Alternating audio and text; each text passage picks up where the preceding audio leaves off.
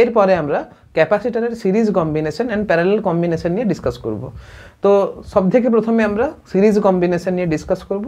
তো ছবিতে দেখতে পাচ্ছ এখানে আমরা একটা ক্যাপাসিটর ড্র করেছি। এটা হচ্ছে ক্যাপাসিটরের দুটো পাত। এখন একটা পাতে আমি পজিটিভ চার্জ দেব, ধরে নাও এই চার্জের মানটা হচ্ছে +Q। এখন স্বাভাবিক ইন্ডাকশনের জন্য এই ফেসে নেগেটিভ চার্জ তৈরি হবে আর এই ফেসে পজিটিভ চার্জ তৈরি হবে। তাহলে এটা হয়ে গেল তোমার -Q চার্জ আর এইটা হয়ে গেল তোমার +Q চার্জ। এখন যদি এটা হচ্ছে তোমার বাউন্ড চার্জ, এই দিকের ফেসে যে অপোজিট নেচারের চার্জ তৈরি হয়েছে সেটা হচ্ছে বাউন্ড চার্জ, আর অপোজিট ফেসে যে সেম নেচারের চার্জ তৈরি হয়েছে সেটা হচ্ছে ফ্রি চার্জ। তার মানে এই চার্জটাকে ফ্রি করানো যেতে পারে। এবারে আমি যদি এইটাকে আমি গ্রাউন্ড করে দিই, এই প্রান্তটাকে যদি আমি গ্রাউন্ড করে দিই স্বাভাবিক, তাহলে এই যে ফ্রি চার্জগুলো রয়েছে এইগুলো এই ওয়্যারের মাধ্যমে গ্রাউন্ডে চলে যাবে, অর্থাৎ আর্থে চলে যাবে। তাহলে এই আউটার সারফেসে এই চার্জটা কত হয়ে যাবে? 0 হয়ে যাবে। এটা তোমরা অলরেডি ক্যাপাসিটরের কনস্ট্রাকশন সেকশনে জেনে এসেছো। তার মানে ক্যাপাসিটর যখন আমরা ড্র করব দুটো নর্মাল পাথ ড্র করব, ঠিক আছে।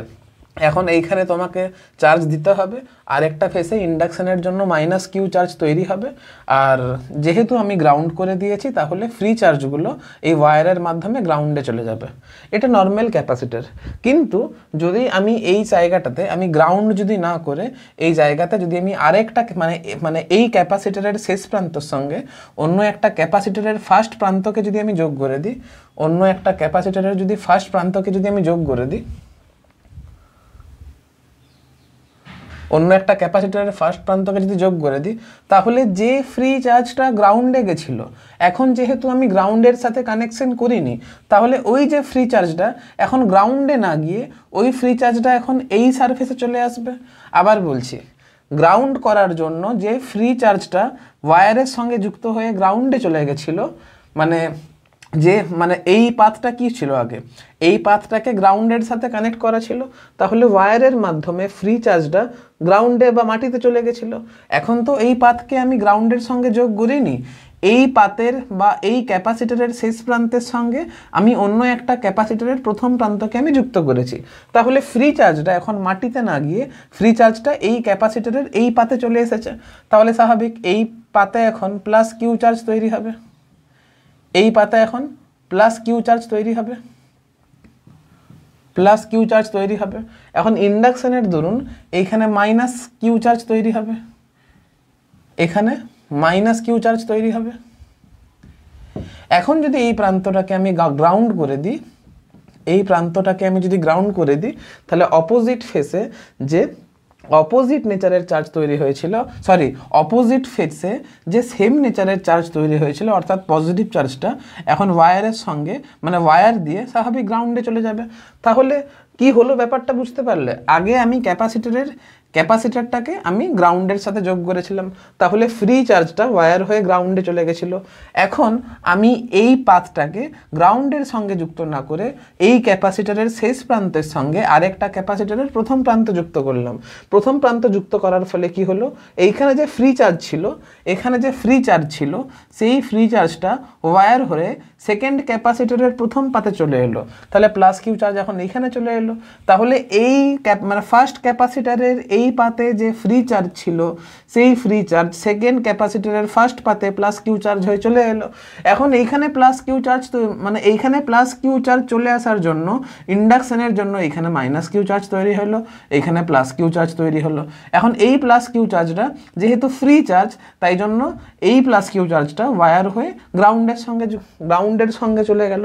এখানে যদি আমি গ্রাউন্ড না করে আরেকটা আইডেন্টিক্যাল ক্যাপাসিটর যদি বসাতাম, তাহলে এর ফ্রি চার্জটা ওই ক্যাপাসিটরের ফার্স্ট প্রান্তে Q চার্জ হয়ে যেত আর ওই পাতে -Q চার্জ তৈরি হতো।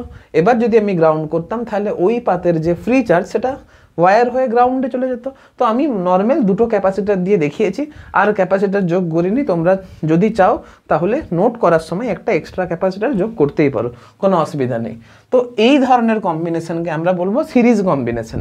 সিরিজ কম্বিনেশনে দেখো, তোমরা যখন বইয়ে পড়বে বা তোমরা যখন অন্যান্য জায়গায় পড়বে, তখন ক্যাপাসিটারের সিরিজ কম্বিনেশন বা সিরিজ কম্বিনেশন মানে এটুকুই জেনে এসেছো, যখন কোনো একটা ক্যাপাসিটারের অন্তিম প্রান্তর সঙ্গে অন্য একটা ক্যাপাসিটরের যখন প্রথম প্রান্তকে যোগ করা হয়, তখন যে কম্বিনেশন তৈরি হয় সেই কম্বিনেশনকে আমরা সিরিজ কম্বিনেশন বলি। কিন্তু হ্যাঁ, ঠিক, অবশ্যই ঠিক, এখানে ভুল কিছু নেই। কিন্তু যখন তোমরা কমপ্লিকেটেড অঙ্ক করবে, তখন দেখো ক্লাস 10 তো নয় যে দুটো রোধকে পরপর একটা মানে একটা সরল রেখা বরাবর দুটো রোধকে যোগ করে দেওয়া হয়েছে, তুমি চোখ বন্ধ করে বলে দিতে পারবে যে রোধ দুটো কিন্তু শ্রেণী সমবায়ে আছে। কিন্তু এখানে যখন তোমরা কমপ্লিকেটেড সার্কিট সলভ করবে, তখন কিন্তু এত ইজি ব্যাপারগুলো হবে না। তাহলে সিরিজ কম্বিনেশন কখন হয়, তখন তোমাকে ভালো করে যদি বুঝতে হয়, তাহলে বেসটা ভালো ক্লিয়ার থাকতে হবে। তাহলে তুমি বুঝতে পেরেছো, যখন একটা ক্যাপাসিটরের শেষ প্রান্তের সঙ্গে আরেকটা ক্যাপাসিটরের প্রথম প্রান্ত যুক্ত করবো, তখন ফ্রি চার্জগুলো কী করে ট্রান্সফার হয়ে যায়। তাহলে লক্ষ্য করে দেখো, এটা তো মোটামুটি সিরিজ কম্বিনেশন, বুঝতে পেরেছো। তাহলে সিরিজ কম্বিনেশন যখন পড়লাম, তখন একটা ধর্ম আমি পরিষ্কার বুঝতে পারছি, সিরিজ কম্বিনেশন তখনই হবে যখন প্রত্যেকটা ক্যাপাসিটরে charge Q is equal to constant হবে। Charge Q is equal to constant হবে। তাহলে সিরিজ কম্বিনেশন হবে, তুমি কি করে বুঝবে না, charge Q is equal to constant হবে। এটা তো বুঝতেই হবে যে প্রথম ক্যাপাসিটরের শেষ প্রান্তের সঙ্গে দ্বিতীয় ক্যাপাসিটরের প্রথম প্রান্ত যদি যোগ থাকে, তাহলে সিরিজ কম্বিনেশন হয়, এটা তো সবাই জানে। কিন্তু যখন তুমি উচ্চ স্তরের অঙ্কগুলো করবে, তখন তোমাকে এই জিনিসটা মাথায় রাখতে হবে যে সিরিজ কম্বিনেশনে কিউ ইজ ইকুয়াল টু সবসময় কনস্ট্যান্ট থাকে। কেন কনস্ট্যান্ট থাকে এটা তোমাদেরকে আলোচনা করে দিলাম। এবারে দেখো, এবারে আমি তো নর্মাল এটুকু বোঝালাম যে Q is equal to constant কেন হয়। এবারে আমি যদি নর্মালি দুটো ক্যাপাসিটারকে যদি সিরিজ কম্বিনেশনে যদি যোগ করি, এটা হচ্ছে একটা ক্যাপাসিটার C1 আর এটা হচ্ছে একটা ক্যাপাসিটার C2, ঠিক আছে। এটা হচ্ছে একটা ক্যাপাসিটার C1, এটা হচ্ছে একটা ক্যাপাসিটার C2। স্বাভাবিক charge Q is equal to constant থাকবে, ঠিক আছে। এখন ধরে নাও এইখানে যে ভোল্টেজ ড্রপ হয়েছে সেটা হয়েছে V1, আর এইখানে যে ভোল্টেজ ড্রপ হয়েছে সেটা হচ্ছে V2। এখন লক্ষ্য করে দেখো, আমি যদি এই দুটো ক্যাপাসিটারকে যদি একটা ক্যাপাসিটার দিয়ে যদি রিপ্লেস করতে চাই, তাহলে কি হবে। যদি এই দুটো ক্যাপাসিটারকে একটা ক্যাপাসিটার দিয়ে যদি রিপ্লেস করতে চাই, কেন রিপ্লেস করব, দেখো আমি ইকুইভ্যালেন্ট ক্যাপাসিট্যান্স বের করব। ইকুইভ্যালেন্ট কথাটার মানে কি, তোমরা ক্লাস 10-এ তুল্য রোধ কথাটা পড়েছিলে। তুল্য কথাটার মানে কি, দেখো দুটো ক্যাপাসিট্যান্স রয়েছে, দুটো ক্যাপাসিটার রয়েছে। দুটো ক্যাপাসিটার একসঙ্গে মিলে টোটাল যে বিভব পতনটা হয়েছে বা টোটাল যে ভোল্টেজ ড্রপটা হয়েছে সেটা হচ্ছে V1 প্লাস V2, ঠিক আছে। এখন এই দুটো ক্যাপাসিটারকে যদি আমি একটা সিঙ্গেল ক্যাপাসিটার দিয়ে যদি রিপ্লেস করি, আবার বলছি, যদি এই দুটো ক্যাপাসিটারকে আমি যদি একটা সিঙ্গেল ক্যাপাসিটার দিয়ে যদি রিপ্লেস করি, দুটো ক্যাপাসিটার একসঙ্গে যে ভোল্টেজ ড্রপ করেছে, একটা সিঙ্গেল ক্যাপাসিটার যদি সেম পরিমাণ ভোল্টেজ ড্রপ করায়, কি বললাম, দুটো ক্যাপাসিটার একসঙ্গে যে ভোল্টেজ ড্রপ করেছে, একটা ক্যাপাসিটার যদি একাই যদি সেম পরিমাণ ভোল্টেজ ড্রপ করায়, দুটো ক্যাপাসিটারে টোটাল যে পরিমাণ চার্জ ইনডিউসড হয়েছে, টোটাল যে পরিমাণ চার্জ আছে, ওই একটা সিঙ্গেল ক্যাপাসিটারে যদি সেম পরিমাণ চার্জ থাকে, তাহলে ওই দুটো ক্যাপাসিটার একত্রে যে ফাংশন, দুটো ক্যাপাসিটারের একত্রে যে ফাংশন, দুটো ক্যাপাসিটার একসঙ্গে যা কাজ করছে, একটা সিঙ্গেল ক্যাপাসিটার সেম কাজ করছে। তাহলে ওই দুটো ক্যাপাসিটারকে আমি একটা সিঙ্গেল ক্যাপাসিটার দিয়ে রিপ্লেস করতে পারবো। তাহলে ওই সিঙ্গেল ক্যাপাসিটারকে এই দুটো ক্যাপাসিটারের আমরা ইকুইভ্যালেন্ট ক্যাপাসিট্যান্স বা ইকুইভ্যালেন্ট ক্যাপাসিটার বা তুল্য ধারকত্ব বলবো, ঠিক আছে। যদি আমি লাইটের ক্ষেত্রে বলি, দেখো আমার রুমে কিন্তু লাইট আছে, যার জন্য তোমরা দেখতে পাচ্ছ আমাকে। ধরো আমার রুমে 4টে লাইট রয়েছে।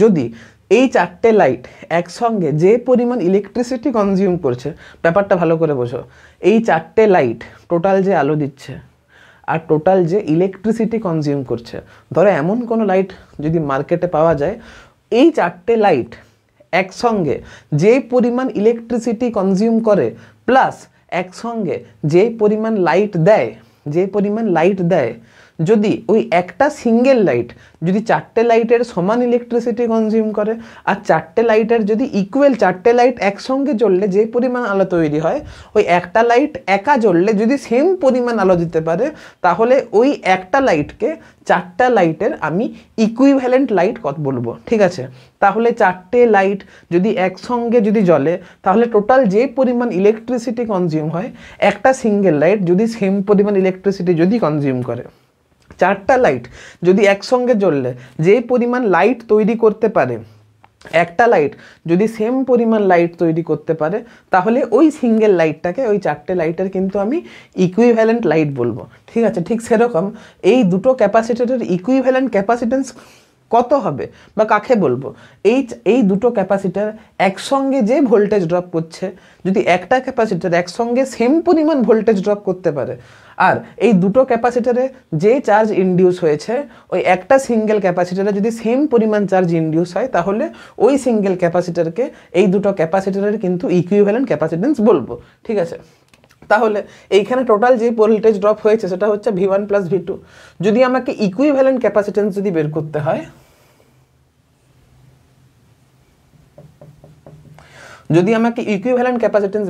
হয়, তাহলে একটা সিঙ্গেল ক্যাপাসিটর নেব।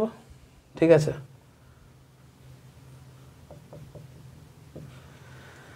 নিয়েছি, ধরে নিচ্ছি এর ক্যাপাসিটেন্স C।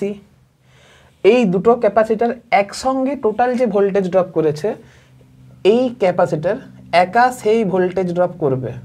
তাহলে বলতে পারি V is equal to V1 plus V2। তাহলে বলতে পারি V is equal to V1 plus V2। এখন লক্ষ্য করে দেখো, এর মধ্যেও কিউ চার্জ ইনডিউসড হয়েছে, অবশ্যই এইখানে প্লাস কিউ, এইখানে মাইনাস কিউ, এইখানে প্লাস কিউ, এইখানে মাইনাস কিউ, আমি প্লাস মাইনাসগুলো বললাম না। তাহলে এইখানেও সেম চার্জ ইনডিউসড হবে, এইখানে প্লাস কিউ, এখানে মাইনাস কিউ। ঠিক আছে, তাহলে V ইজ ইকুয়াল টু, আমরা জানি Q ইজ ইকুয়াল টু কি হয়, Q is equal to C V হয়, তাহলে V is equal to Q by C হবে। তাহলে V is equal to Q by C হবে, V1 is equal to Q by C1 হবে, V2 is equal to Q by C2 হবে। তাহলে Q Q Q কেটে যাবে, দিয়ে 1 by C is equal to 1 by C1 plus 1 by C2 হবে। ঠিক আছে, তাহলে এইখান থেকে আরেকটা জিনিস বুঝতে পারলাম যে সিরিজ কম্বিনেশনে Q is equal to constant হয়, আর সিরিজ কম্বিনেশনে V কি হয়, Vটা ডিভাইড হয়ে যায়, V is equal to V1 plus V2 হয়।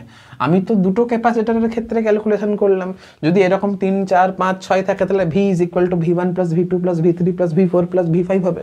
ঠিক আছে, আমি যেহেতু এখানে দুটো ক্যাপাসিটরের ক্ষেত্রে করলাম, তাই জন্য 1 by C is equal to 1 by C1 plus 1 by C2 হলো।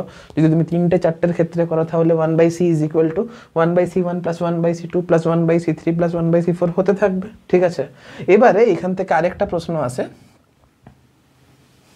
তুমি ধরে নাও যে C1 ছোট C2 থেকে, আমাকে প্রুফ করে দেখাতে হবে যে ইকুইভ্যালেন্ট ক্যাপাসিটেন্স C1 এর থেকেও কিন্তু ছোট হবে। লক্ষ্য করে দেখো যে দুটো ক্যাপাসিটরকে আমি সিরিজ কম্বিনেশনে যোগ করেছি, ধরে নিচ্ছি যে C1 এর মান C2 অপেক্ষা ছোট, আমাকে প্রুফ করে দেখাতে হবে যে এদের ইকুইভ্যালেন্ট ক্যাপাসিটেন্স C1 এর থেকেও ছোট হবে। মানে সিরিজ কম্বিনেশনে যে সমস্ত ক্যাপাসিটরগুলো রয়েছে, ইকুইভ্যালেন্ট ক্যাপাসিটেন্স কিন্তু সবথেকে ছোট যে ক্যাপাসিটর রয়েছে তার থেকেও ছোট হবে। কি করে প্রুফ করে দেখাবো? যে আমরা জানি সিরিজ কম্বিনেশনের ক্ষেত্রে 1 by C is equal to 1 by C1 plus 1 by C2 হয়। এখন যেহেতু এখান থেকে বলতে পারি যে 1 বাই C অবশ্যই 1 বাই C1 এর থেকে বড় হবে, তো আমি যদি গুণ করে দিই, কোনাকুনি যদি গুণ করে দিই, তাহলে C1 গ্রেটার দেন C হবে। এখান থেকে বুঝতে পারলাম C এর মান C1 অপেক্ষা ছোট হবে, এটা প্রমাণিত হয়ে গেল। ঠিক আছে, তাহলে বারবার ধরে বলছি সিরিজ কম্বিনেশন কি করে বুঝবে? সিরিজ কম্বিনেশন হতে গেলে Q is equal to constant হতে হবে, আর V is equal to V1 plus V2 হতে হবে। ঠিক আছে, যখন তোমরা রোধ পড়েছিলে তখন equivalent resistance R equivalent is equal two R1 plus R2 হয়েছিল। যখন তোমরা ক্লাস 10-এ রোধ পড়েছিলে তখন দুটো রোধ যদি সিরিজ কম্বিনেশনে থাকে তাহলে equivalent resistance is equal two R1 plus R2 হয়েছিল। ক্যাপাসিটরে কিন্তু এর উল্টো হয়। ক্যাপাসিটরে যদি দুটো ক্যাপাসিটর যদি সিরিজ কম্বিনেশনে থাকে তাহলে equivalent capacitance 1/C is equal two 1/C1 plus 1/C2 হয়। অর্থাৎ রেজিস্ট্যান্সে প্যারালাল কম্বিনেশনে যেটা হয় ক্যাপাসিটরে সিরিজ কম্বিনেশনে সেই সূত্র হয়। রেজিস্ট্যান্সে প্যারালাল কম্বিনেশন যে সূত্র মেনে চলে ক্যাপাসিটেন্সে সিরিজ কম্বিনেশন সেম সূত্র মেনে চলে। তাহলে রেজিস্ট্যান্স আর ক্যাপাসিটেন্স কম্বিনেশনটা কিন্তু অপোজিটলি বিহেভ করবে। ঠিক আছে, নোট ডাউন করে নাও। এবারে আমরা দেখব ক্যাপাসিটরের প্যারালাল কম্বিনেশন। সিরিজ কম্বিনেশনে কি দেখেছিলাম? সিরিজ কম্বিনেশনে কি হয়েছিল, একটা ক্যাপাসিটরের শেষ প্রান্তের সঙ্গে আরেকটা ক্যাপাসিটরের প্রথম প্রান্তকে আমরা যোগ করেছিলাম, কিন্তু এখানে ব্যাপারটা সেটা হবে না। সিরিজে কি হয়েছিল, একটা ক্যাপাসিটরের শেষ প্রান্তের সঙ্গে আরেকটা ক্যাপাসিটরের প্রথম প্রান্ত যুক্ত হয়েছিল। এইখানে কিন্তু সেই ব্যাপারটা ঘটেনি। এইখানে প্রথম ক্যাপাসিটরের প্রথম প্রান্ত, দ্বিতীয় ক্যাপাসিটরের প্রথম প্রান্ত, তৃতীয় ক্যাপাসিটরের প্রথম প্রান্ত কিন্তু সেম বিন্দু।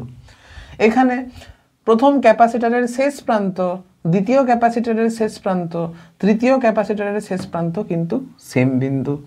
তাহলে সিরিজ কম্বিনেশনে একটা ক্যাপাসিটরের শেষ প্রান্ত অন্য একটা ক্যাপাসিটরের প্রথম প্রান্তে পরিণত হচ্ছিল। তার মানে ফার্স্ট ক্যাপাসিটরের শেষ প্রান্ত দ্বিতীয় ক্যাপাসিটরের প্রথম প্রান্ত সেম বিন্দু হচ্ছিল, মানে একজনের শেষ প্রান্তের সঙ্গে আরেকজনের প্রথম প্রান্তের সংযোগ হচ্ছিল। কিন্তু এখানে প্রত্যেকের প্রথম প্রান্ত কিন্তু সেম বিন্দু, প্রত্যেকের অন্তিম প্রান্ত কিন্তু সেম বিন্দু। ঠিক আছে, আবার বলছি, এটা ক্লাস 10-এর কনসেপ্ট, সিরিজ কম্বিনেশন কি প্যারালাল কম্বিনেশন কি। যদি ব্যাপারটা এতটাই সহজ হতো তাহলে ইকুইভ্যালেন্ট ক্যাপাসিটেন্স বা তুল্য ধারকত্ব বা তুল্য রোধ বের করতে ছেলেমেয়েদের এত অসুবিধা হতো না। ম্যাক্সিমাম ছেলেমেয়েদের অসুবিধা হয় তুল্য রোধ তুল্য ধারকত্ব বের করতে। শুধুমাত্র এই কনসেপ্টের উপরে অঙ্ক করা যায় না, কারণ কমপ্লিকেটেড অঙ্কতে এত ইজি কম্বিনেশন, এত ইজি সার্কিট ডায়াগ্রাম দেওয়া থাকবে না। তাহলে যদি তোমাদেরকে ভালোভাবে অঙ্ক করতে হয় তাহলে আরেকটু ডিটেলসে থিওরিটা বুঝতে হবে। লক্ষ্য করে দেখো যে তিনটে ক্যাপাসিটরকে এখানে আমরা প্যারালাল কম্বিনেশনে যোগ করেছি। ধরে নাও এই পয়েন্ট হচ্ছে এ পয়েন্ট আর এই পয়েন্টটা হচ্ছে বি পয়েন্ট, আর এ আর বি পয়েন্টের মধ্যে ভোল্টেজ ডিফারেন্স হচ্ছে V A minus VB is equal two হচ্ছে ভি। ঠিক আছে, শুধু এটুকু ধরে নাও।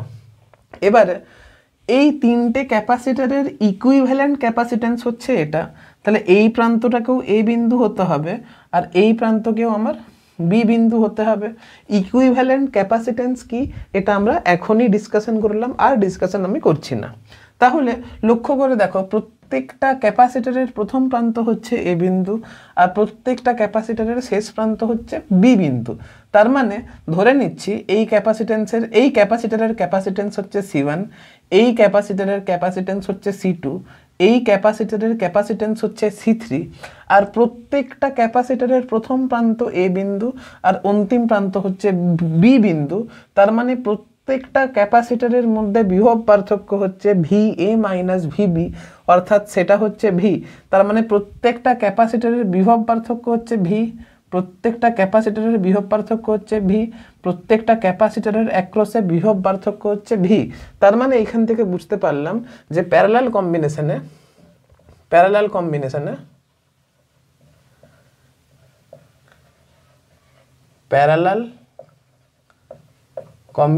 আমি প্যারালাল কম্বিনেশন বেকার লিখলাম, হেডিং তো দেওয়াই রয়েছে। প্যারালাল কম্বিনেশনে কি হয়, V is equal to constant হয়। সিরিজ কম্বিনেশনে কি হচ্ছিল, জাস্ট অ্যানালজির জন্য আমি বলছি, সিরিজ কম্বিনেশনে কি হচ্ছিল, সিরিজ কম্বিনেশনে হচ্ছিল V is equal to V1 plus V2, কিন্তু প্যারালাল কম্বিনেশনে V is equal to constant হচ্ছে। লক্ষ্য করে দেখো, এবারে এইখানে ধরে নাও প্রথম কথা, এই ক্যাপাসিটর C1-এ বিভব পার্থক্য ভি হওয়ার জন্য, এই দুটো প্লেটের মধ্যে বিভব পার্থক্য ভি হওয়ার জন্য ধরে নিচ্ছি এই প্লেটে প্লাস Q1 চার্জ ইনডিউসড হয়েছে, এই প্লেটে প্লাস Q2 চার্জ ইনডিউসড হয়েছে, আর এই প্লেটে প্লাস Q3 চার্জ ইনডিউসড হয়েছে। স্বাভাবিক, তাহলে এইখানে প্লাস Q1 চার্জ ইনডিউসড হওয়ার জন্য এইখানে মাইনাস Q1 চার্জ ইনডিউসড হবে, এইখানে মাইনাস Q2 চার্জ ইনডিউসড হবে, এইখানে মাইনাস কিউ3 চার্জ ইনডিউসড হবে। তাহলে ইকুইভ্যালেন্ট ক্যাপাসিটেন্সের শর্ত অনুসারে যেহেতু প্রত্যেকটা ক্যাপাসিটারে যেহেতু বিভব পার্থক্য ভি ছিল, তাহলে এইখানেও এই ক্যাপাসিটরের মধ্যে বিভব পার্থক্য ভি হবে। আর যদি তিনটা ক্যাপাসিটরের যদি ইকুইভ্যালেন্ট ক্যাপাসিটেন্স যদি সি হয়, তাহলে এর ক্যাপাসিটেন্স কিন্তু সি হবে। আর যেহেতু তিনটে ক্যাপাসিটারে টোটাল যে পরিমাণ চার্জ ইনডিউসড হয়েছে সেটা হচ্ছে কিউ1 প্লাস কিউ2 প্লাস কিউ3, তাহলে এইখানে বুঝতে পারলাম যে প্যারালাল কম্বিনেশনে Q is equal to Q one plus Q two plus কিউ3 হয়। কিন্তু সিরিজ কম্বিনেশনে কি হচ্ছিল, সিরিজ কম্বিনেশনে আমার Q is equal to constant হচ্ছিল, মনে আছে তোমাদের? তাহলে প্যারালাল কম্বিনেশনে V is equal to constant হয়, কিন্তু সিরিজ কম্বিনেশনে V is equal to V one plus V two হয়। প্যারালাল কম্বিনেশনে Q is equal to Q one plus Q two plus কিউ3 হয়, কিন্তু সিরিজ কম্বিনেশনে Q is equal to constant হয়। আবার বলছি, যখন তোমরা পড়বে তখন বাড়িতে যখন রিভাইজ করবে তখন এরকম অ্যানালজি দিয়ে রিভাইজ করবে, এতে করে তোমাদের লং টার্মে মনে রাখতে সুবিধা হবে।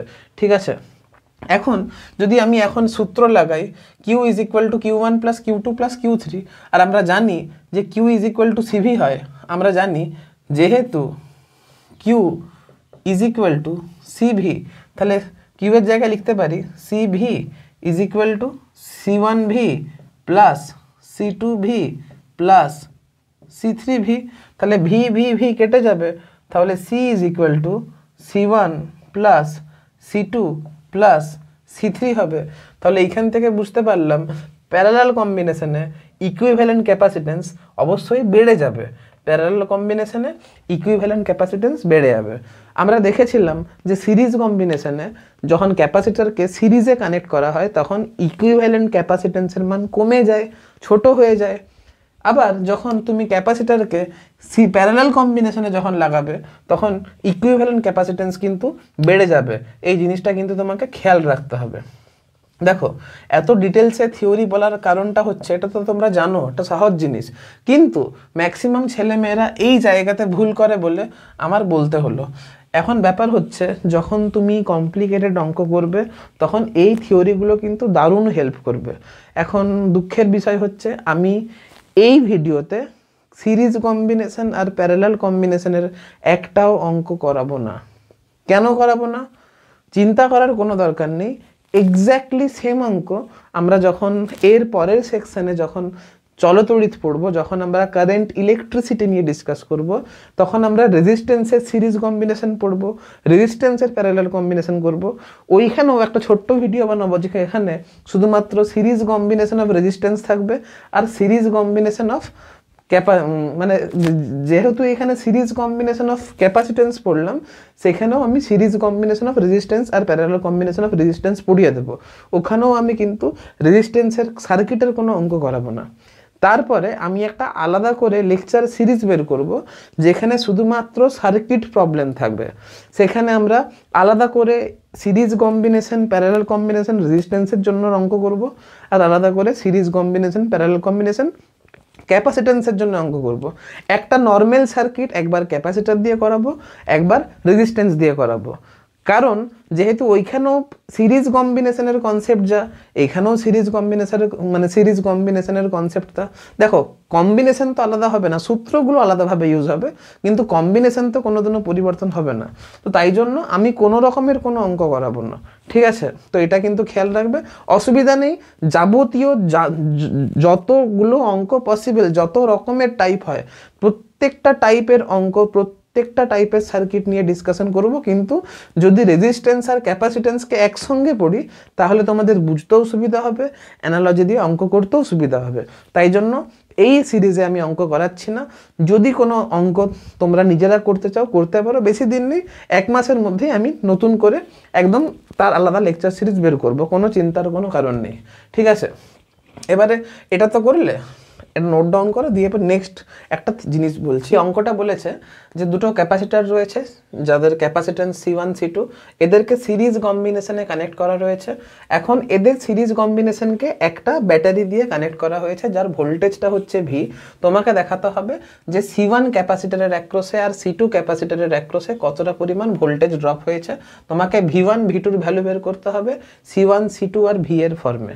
দেখো ব্যাটারি কি, এই সমস্ত ডিসকাশন কিন্তু কারেন্ট ইলেকট্রিসিটি চ্যাপ্টারে রয়েছে, কিন্তু যেহেতু এই অঙ্কটা ক্যাপাসিটার রিলেটেড তাই জন্য আমাকে ক্যাপাসিটারে করাতে হচ্ছে। ঠিক আছে, ব্যাটারি সম্পর্কে কি ধারণা সেটা তোমাদের 10-এর কনসেপ্ট থেকে এখানে অঙ্ক হয়ে যাবে। ব্যাটারি মানে শুধু এটুকু বুঝে নাও যে ব্যাটারি মানে হচ্ছে সেটা একটা কনস্ট্যান্ট পোটেনশিয়াল ডিফারেন্স V তৈরি করতে পারে, মানে তার অ্যাক্রসে কনস্ট্যান্ট পোটেনশিয়াল ডিফারেন্স V কিন্তু মেনটেন থাকবে। চিন্তা করার কোনো কারণ নেই।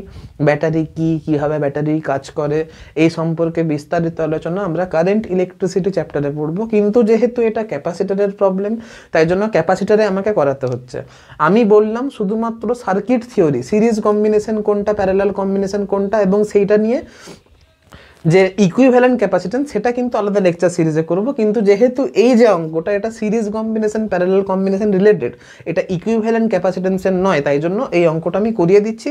এই যে সূত্রটা পড়াবো, এই যে থিওরিটা পড়াচ্ছি, এই থিওরি থেকে ডাইরেক্টলি কিন্তু তোমাদের অঙ্ক চলে আসবে, ওই তখন কাজে লাগবে। ঠিক আছে, আর তোমরা যারা সিরিজ কম্বিনেশন প্যারালাল কম্বিনেশন খুব ভালোভাবে বুঝতে পেরেছো তারা কিন্তু নিজেরা কিন্তু অঙ্কটা করতে পারবে। আমি খুশি হব যদি অঙ্কটা নিজে চেষ্টা করো, নিজে চেষ্টা করলে পারবে। প্লিজ একবার চেষ্টা করে দেখো, তারপর তো আমি করাবোই। তো আমার কর্তব্য আমি করছি, পজ করে একবার চেষ্টা করে নাও, তারপর দেখো আমার নিয়ম তোমার নিয়ম কোথায় মিলছে না তো কেন মিলছে না, তুমি তুমি কি ভাবতে ভুল করেছিলে, নিজেকে অ্যানালাইসিস না করলে কিন্তু অঙ্ক তুমি করতে পারবে না। যাই হোক, তো দেখতে পাচ্ছ এটা সিরিজ কম্বিনেশনে রয়েছে। কেন? কারণ একটার শেষ প্রান্তের সঙ্গে আরেকটার প্রথম প্রান্ত যোগ করা হয়েছে। আর আমরা জানি যে সিরিজ কম্বিনেশনে কি হয়, কি কনস্ট্যান্ট হয়। আমরা এইমাত্র দেখলাম যে সিরিজ কম্বিনেশনে কি হয়,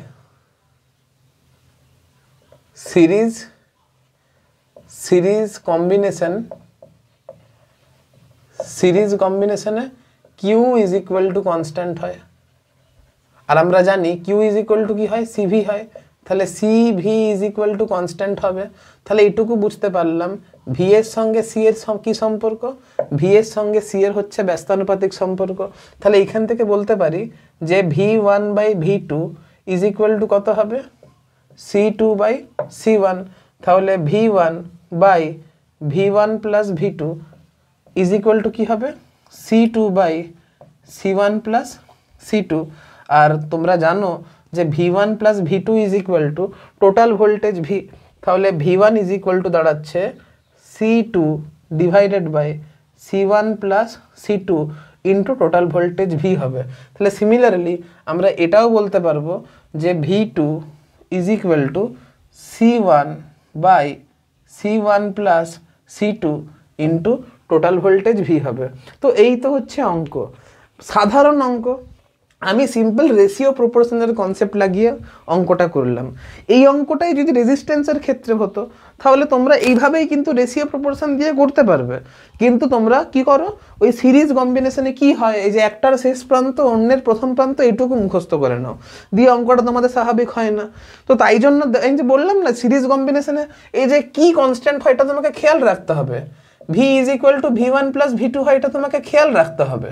এই দেখো না, Q is equal to constant, V is equal to V1 plus V2, এই কনসেপ্ট দিয়েই তো পুরো অঙ্কটা হলো।